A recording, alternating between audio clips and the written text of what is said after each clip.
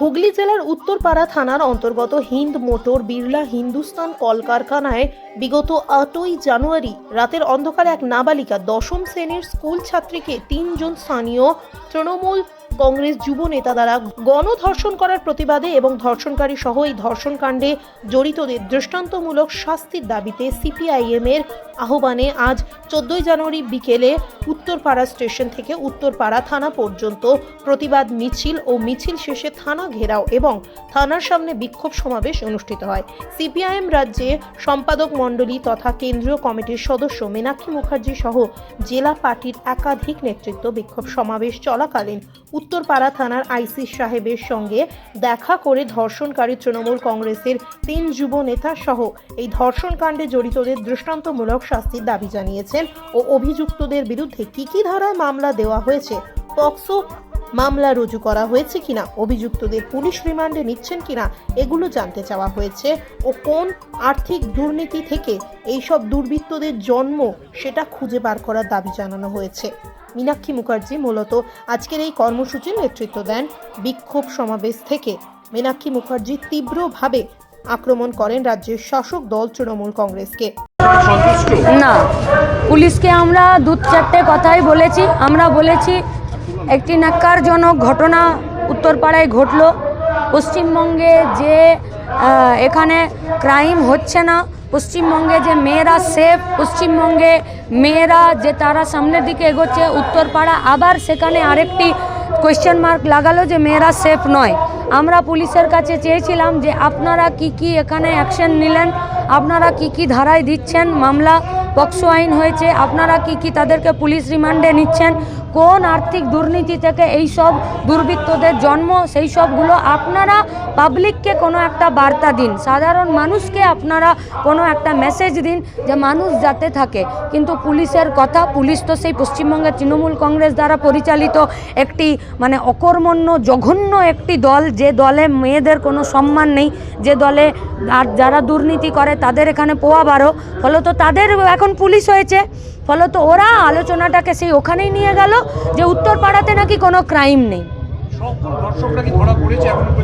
আমরা বলেছি পুলিশকে অবিলম্বে প্রেস মিট করুন, কি ধারায় মামলা দিলেন আর কাকে অ্যারেস্ট করলেন, কতদিন আর কাকে পিসি চাইছেন এবং আপনারা তাদেরকে শাস্তি দেওয়ার জন্য কি কাজ করছেন, আমরা এটা বলেছি। কিন্তু আমরা অন্য কথা বলতে চাইছি।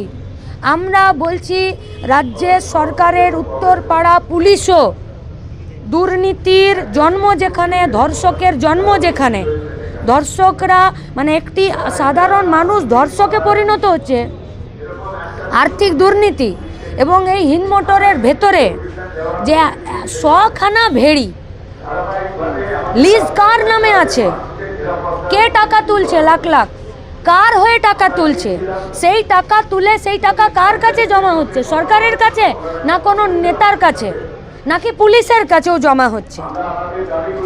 এই দুর্নীতিটা কোথা থেকে হচ্ছে এবং সেই দুর্নীতির মাথাতে কারা বসে আছে, পুলিশ যতক্ষণ না তাদেরকে শাস্তি দেওয়ার ব্যবস্থা করবে, উত্তরপাড়াতেও গোটা পশ্চিমবঙ্গের মতো এখানেও অপরাধ এবং দুর্নীতির কাজ, দুর্বৃত্তদের কাজ বাড়বে। গোটা রাজ্যের সঙ্গে, গোটা রাজ্যের মানুষের সাথে উত্তরপাড়ার মানুষকে আমরা বলবো যে উত্তরপাড়াতেও ক্রাইমের কথা এখানে শুরু হলো, উত্তরপাড়ার মানুষকে বলবো এক থেকে এই একটি কেসেই পুলিশ যাতে সঠিক ব্যবস্থা গ্রহণ করে, সঠিক শাস্তি দেয় এবং যেখান থেকে এই দুর্নীতির জন্ম, যেখান থেকে এই ধর্ষকের জন্ম, সেই ভেড়িগুলোর কি ব্যবস্থা সেইটা দেখা যায়। বলছে গরিব চাষিরা নাকি এই ভেড়িগুলোর সাথে যুক্ত আছে, মাথায় কি কেড়া আছে মনে হচ্ছে।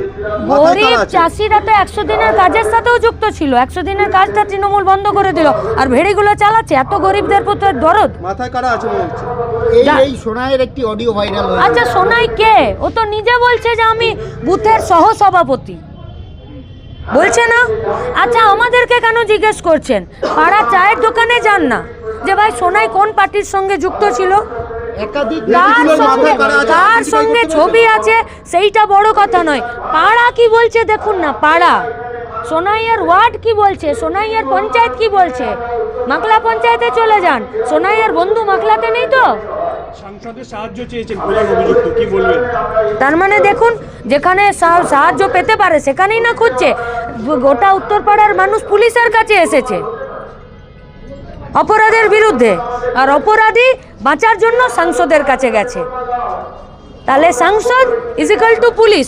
এবারে পুলিশকে ঠিক করতে হবে যে সাংসদ বড় না পুলিশ বড়, এই ঘটনা অপরাধ বড় না অপরাধীদেরকে যারা শাস্তি দেবে তারা বড়। এই ঘটনার পরে তৃণমূল থেকে বলা হয়েছে যে সে পার্টি করে না এবং দলের সঙ্গে যুক্ত না, কি বলবেন?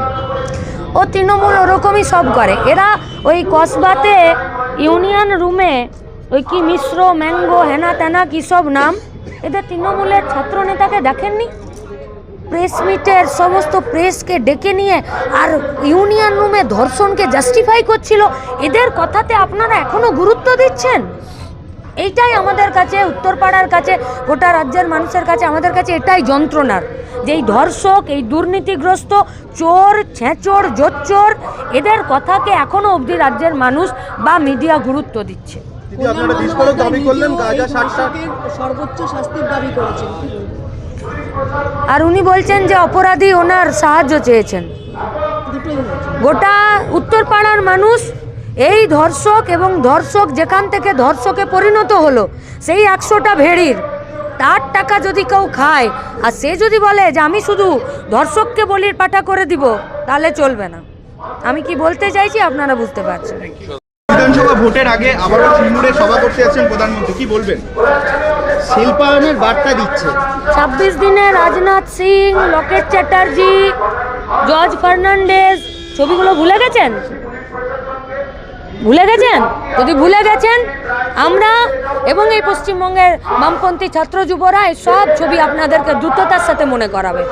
আজকে সুকান্ত মজুমদার এসেছিলেন, তিনি বলেছেন যে তারা ক্ষমতায় এলে আবারও টাটাকে ফিরিয়ে আনবে, কি বলবেন? আর টাটাকে তাড়িয়েছিল কে? চকলেট মার্কা অনশনে। উত্তরপাড়া হুগলি থেকে তন্ময় ভৌমিকের রিপোর্ট, বেঙ্গল আনলিমিটেড। রয়েছে আরও খবর, আর এই খবরের আপডেট পেতে আপনারা সাবস্ক্রাইব করুন এই চ্যানেলটিকে।